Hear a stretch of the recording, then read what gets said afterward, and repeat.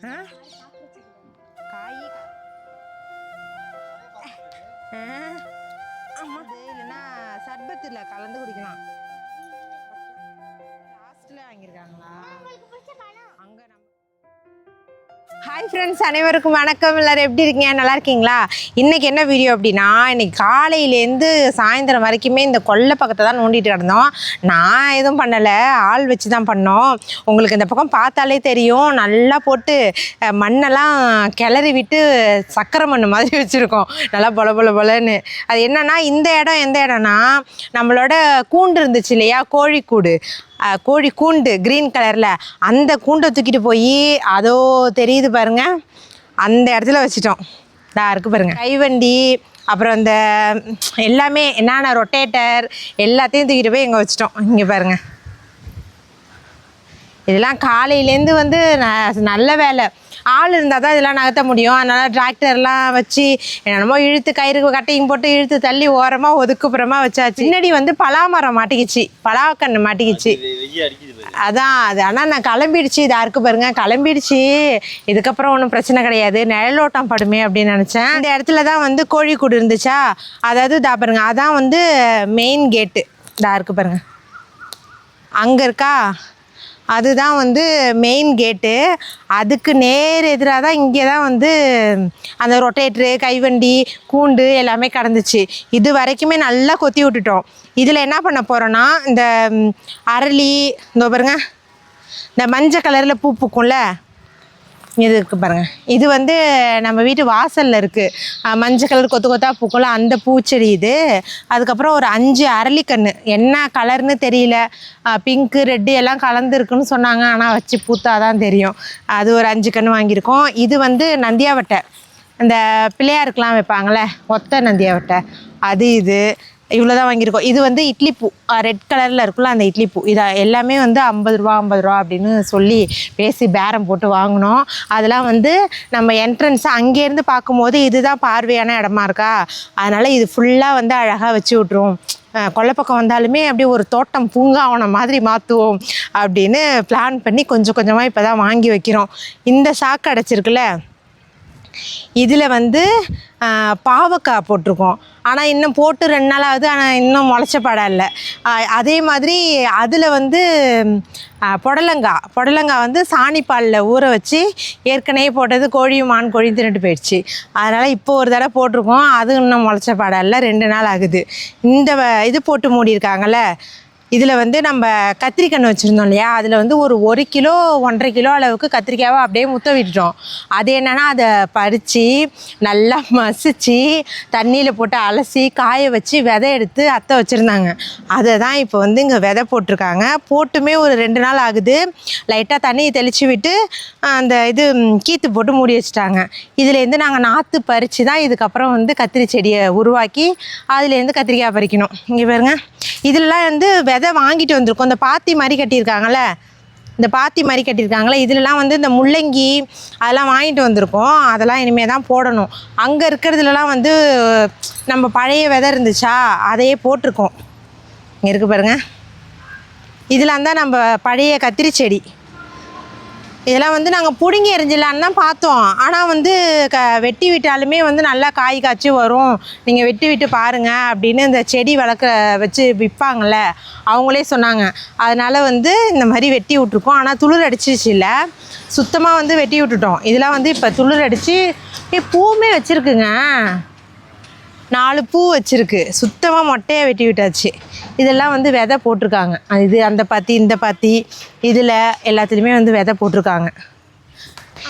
இது முளைச்சிருச்சுங்க, அவரை போட்டோம்ல, இங்கே பாருங்க, அவரை எல்லாமே முளைச்சிருச்சு. இந்த பாருங்க, இது என்னதான் நம்ம வீட்டில் வாத்தும் வான்கோழியும் இல்லைனாலும் அதை நாங்கள் நம்ம நாட்டுக்கோழிலாம் இருக்குல்ல, அதுக்கிட்டேருந்து பாதுகாத்து வச்சுருக்கோம். சுற்றி சாக்கை வச்சு அடைச்சி ஓரளவுக்கு கொடி பிடிச்சி இந்த இடத்துல பந்தல் போடுற வரைக்குமே இந்த சாக்கு இங்கே தான் இருக்கும். அதே மாதிரி இங்கே ஒரு அவரை போட்டோம், இந்த இடத்துலையும் ஒரு அவரை. இது முளைச்சிருக்கா? இதுவும் முளைச்சிருக்கு, 2மே முளைச்சிருக்கு. பாருங்க, இது கோழி அவரைன்னு நினைக்கிறேன். கோழி அவரையா, கொம்பும் கோழியும் ஒன்று தானே? 2மே ஒன்று தான். இந்தாரோ குட்டிமா, இதெல்லாம் மீச்சிடாத குட்டிமா. அதான் இது ரெண்டுமே அவரை வந்து ரெண்டுமே கிளம்பிடுச்சு. பாக்கியெல்லாம் அந்த இன்னும் கொஞ்சம் விதை இருக்குது, அதையும் போடணும். இந்த இது மட்டும் கிளம்ப மாட்டேது. அதுக்கு ஏதாவது டிப்ஸ் இருந்தால் சொல்லுங்கள். அந்த அது என்னது புடலங்காய் தானேங்க, புடலங்காய் தான் கிளம்ப மாட்டேங்குது. இதோ பாருங்க, இந்த அது என்னது அத்திப்பழம், அத்தி மரம். இது வந்து ஹைப்ரிட் தான், நல்லா பெருசு பெருசாக இருக்குல்ல அந்த அத்தி. நல்லா காய்க்கும் அப்படின்னாங்க. அது என்னன்னு தெரியல, தண்ணி அடிக்கடி ஓடினதுனால என்னன்னு தெரியல, இலெல்லாம் கொட்டி சாவுற நிலைமைக்கு போயிடுச்சு. அப்புறம் அப்படியே சரி செத்துட்டு வெறும் அந்த காம்பு மட்டும் நீட்டிகிட்டு இருக்கட்டும் அப்படின்னு விட்டுட்டா. இப்போ வந்து இந்த இலை வந்து துளிர் அடிச்சு வருது, இன்னுமே துளிர் அடிக்குது. தண்ணி வந்து ஊற்றக்கூடாதுன்னு நினைக்கிறேன். ரொம்ப நாள் ஆசை நம்ம வீட்டில் மருதணி வளர்க்கணும். நானும் இடையிலலாம் வீடியோவில் கூட அதிகமாக புலம்பிகிட்டே இருந்திருப்பேன், மருதணி கிடைக்க மாட்டுது, மருதணி கிடைக்க மாட்டுது, கிளம்ப மாட்டுதுன்ட்டு. இப்போ வந்து நம்ம வீட்லேயே ஒரு 5-6 மருதணி கன்று போல் இருக்குது. பாருங்க, இதுதான் வந்து இது வந்து வாங்கி வச்சது இது. ஆமாம், குச்சால் இந்த பைபாஸில் ஒன்று பிடிக்கிட்டு வந்துச்சு தெரியுங்களா, அதுதான் நல்லா துளுத்து வந்துருச்சு. இருந்தாலும் அதுக்கு ஏதாவது ஒன்று ஆயிடுச்சுன்னா என்ன பண்ணுறதுன்ட்டு கடையிலையும் வாங்கிட்டு வந்து வச்சோம் நாங்கள் நர்சரியில் கேட்டு. அதுவுமே என்னை விட தாண்டி வளர்ந்துருச்சு. அன்னைக்கு உருவி அரைக்கட்டுமான்னு கேட்டேன். என் புருஷர் வந்து வேணாம், சப்பல்ஸ் பிஞ்சிரும் அப்படின்னு சொன்னதுனால நான் அதை வந்து உருவாமல் அப்படியே விட்டுட்டேன். இன்னும் கொஞ்சம் அடுத்த வருஷத்துக்கு நல்லா கிளம்பிடும்ல, நல்லா பெருசாக கிளம்பிடும். இது வந்து சப்போட்டா. இதுவுமே நல்ல மழை. எங்கள் ஊர்லலாம் வந்து மழையே கிடையாது. அப்பப்போ வானம் அப்படியே இருட்டிக்கிட்டு வருது. அதுக்கப்புறம் ஆமாம், இப்போயுமே அப்படி தான் கிளைமேட் இருக்குது. அதுக்கப்புறம் அது எங்கே போகுதுன்னே தெரிய மாட்டுது. மழை பெஞ்சா கொஞ்சம் நல்லாயிருக்கும். இதெல்லாம் இப்போ துளிர் அடித்து வந்தது சப்போட்டா. இப்போலாம் வந்து ஆடம்பர செடிலாம் வைக்கிறது கிடையாது.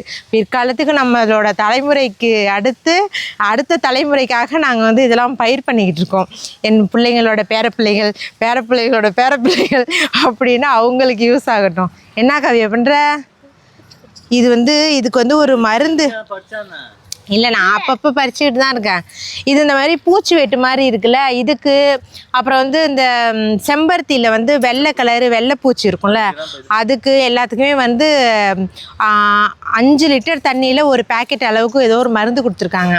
அதை நல்லா இது பண்ணி மிக்ஸ் பண்ணி ஸ்ப்ரே பண்ணி விட்டால் அது போகும் அப்படின்ட்டு இருக்காங்க. இது வந்து என் பொண்ணோட செடி.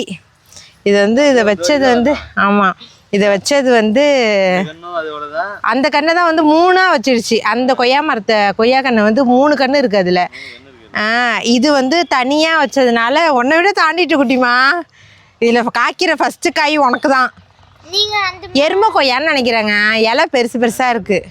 என்ன கொய்யான்னு தெரியல. இது வந்து எக்கு தப்பாக முளைச்சி கிடக்குது. நம்ம வாங்கலை, அங்கே வாக்கியாபுரத்தில் முளைச்சிருந்துச்சு. அவங்க அப்பா எடுத்து கொடுத்தாங்க. சும்மா உன் கையால் போய் வைமா அப்படின்னு வச்சாங்க. புள்ள முளைச்சிக்கிச்சு டபக்குன்னு. வாழைலாம் வந்து ஓரளவு கிளம்பிட்டு இருக்கு. இதில் வந்து இந்த அது என்ன வாழை நம்ம கடையில் வாங்குவோமே, பச்சை வாழை கன்று வச்சுருக்கோம். அது என்ன மரம்னு தான் தெரியல. அது எந்த மரம், எதுலேருந்து அது கொலை விட்டு காய்க்கும் அப்படின்னு தான் தெரியல. பசங்களுக்கு வந்து ரொம்ப பிடிக்கும் அந்த பச்சை வாழை. அதனால் வாங்கிட்டு வந்து வச்சுருக்கோம். அது காய்க்கட்டும் பொறுமையாக. சர்பத்தில் கலந்து குடிக்கலாம். பச்சையாக சாப்பிடலாம். நீ என்ன அதை சாப்பிட்ற? நெல்லிக்காய் சாப்பிட்றேன். சப்ஜா சீடு இப்போ கொண்டா, அது எங்கேருந்தோ அப்படியே முளைச்சிருச்சு. அதை வந்து அதுதான் வாங்க போமா போய். இப்போ பொழுது போயிடுச்சு. நம்ம எடுத்து வாங்கிட்டு வந்திருக்க செடியெல்லாம் அப்படியே லைன் கட்டி வச்சிரும். வா கவி, அப்படியா ஏன் கீழே கிடந்திருக்கு? நேற்று தான் வந்து இவ்வளோ கொத்தரங்காய் போல் பறித்தோம். இப்போ வந்து இன்னுமே பிஞ்சு தான் இருக்குது பாருங்க. இங்கே பாரு, கொத்தா இருக்கு. என்னத்த அது என்னன்னு தெரியல. கோழி ஏதாவது திங்குமோ, அணில் திங்குமோ? இங்கே பாருங்க, இதுதான் வந்து இது நாவமரம் வந்து பெருசாக இருக்கும். அது என்னன்னா மேலே லைன் போகுதா, அந்த லைனில் வந்து இடிக்குது அப்படின்ட்டு வெட்டிட்டாங்க. அந்த பெரிய கிளையாக போயிடுச்சு.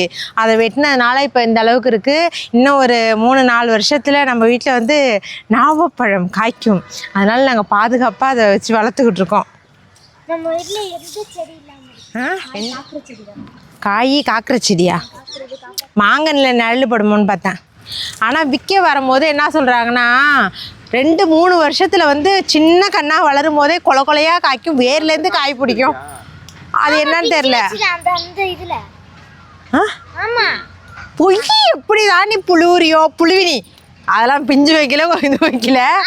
அதாவது அது அடியிலேருந்து நல்லா மாங்காய் காய்க்கும் அப்படின்னாங்க. அது இது வரைக்குமே நான் ஒரு பொய்ப்பு கூட அதில் காய்ச்சி பார்க்கல. எப்போ இன்னும் ஒரு 5 வருஷம் ஆகும்னு நினைக்கிறேன் அந்த மாமரம் காய்க்க.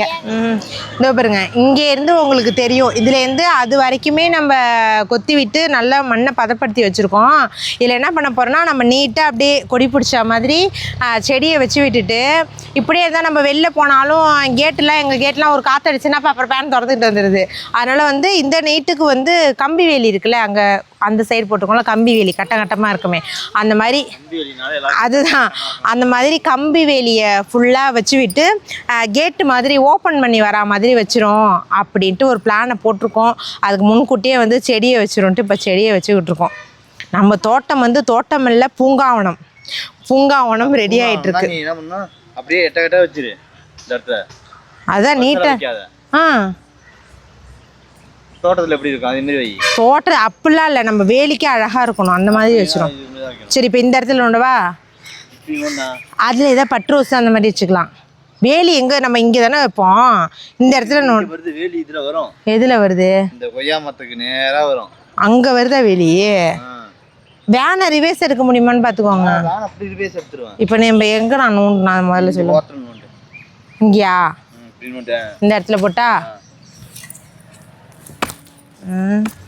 இருங்க, ஃபஸ்ட்டு ஒரு மொரட்டு கட்டிக்கிறேன். நீங்கள் எட்ட போகிறீங்களா?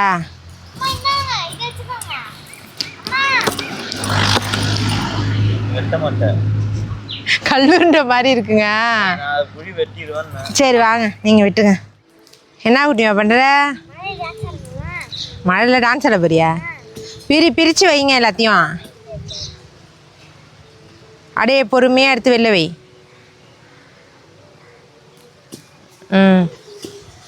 பிடிங்கிறாதடா செடியை.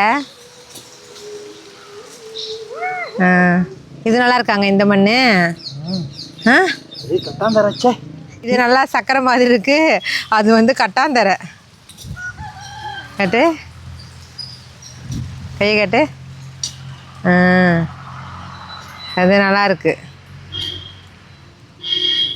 காவி, நீ என்னடா பண்ற?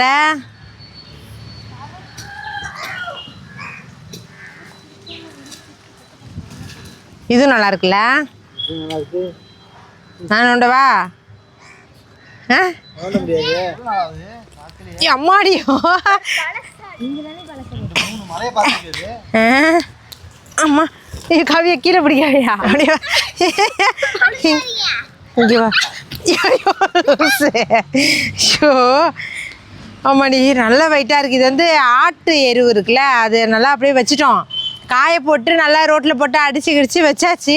அது என்னன்னா மழையிலலாம் பார்த்துருச்சு, ஒரு 3 மழையை பார்த்துருக்கு. அதனால் தண்ணிலாம் வந்து வயிற்று ஏறி நிற்கிதுன்னு நினைக்கிறேன். என்ன பண்ணுறீங்க? இல்லை, இது மக்கிடுச்சு. தூக்கங்க பாருங்க.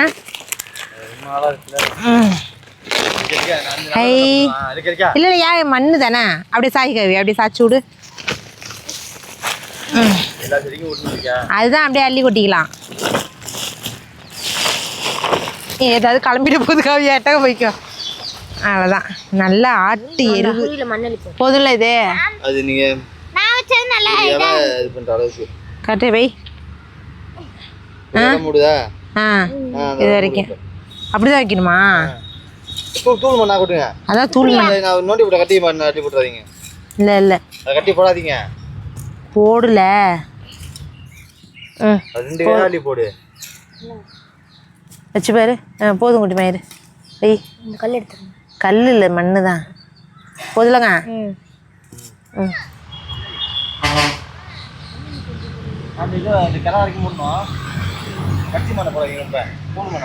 தூள் மண்ணா போடு கவியா.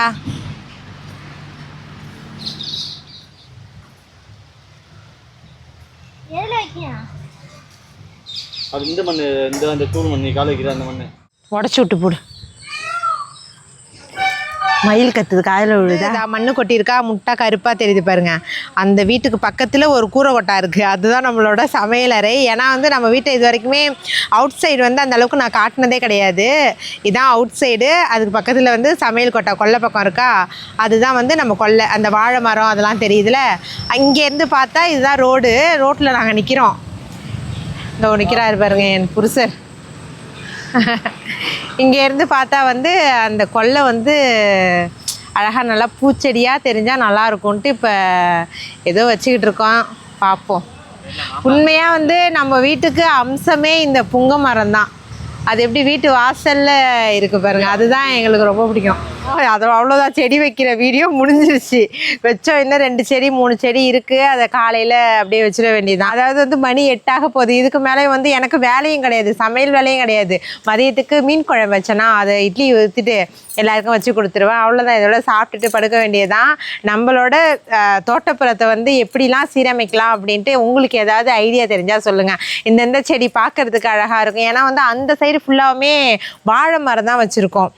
பார்க்க வந்து எப்படி ரெடி பண்ணுறதுன்னு எனக்கு தெரியல. ஏதோ என்னால் முடிஞ்ச அளவுக்கு பூச்செடியாக நான் வச்சு ட்ரை பண்ணுறேன். ஏன்னா சாமிக்கெலாம் மாலையை வந்து நம்மளே தொடுத்து கோத்து வைப்போம். சரி, ஓகே, அடுத்த ஒரு சூப்பரான விளாகில் பார்க்கலாம். இதோட கன்டினியூஷன் வந்து ஒரு 2 மாதத்துக்கு அப்புறம் வரும். ஏன்னா எல்லாம் கிளம்பி நாங்கள் பந்தல் போட்டு முளைச்சதுக்கு அப்புறம் தான் இதுக்கப்புறம் நான் தோட்டத்தை சுற்றி காட்டுவேன். Okay friends, tata.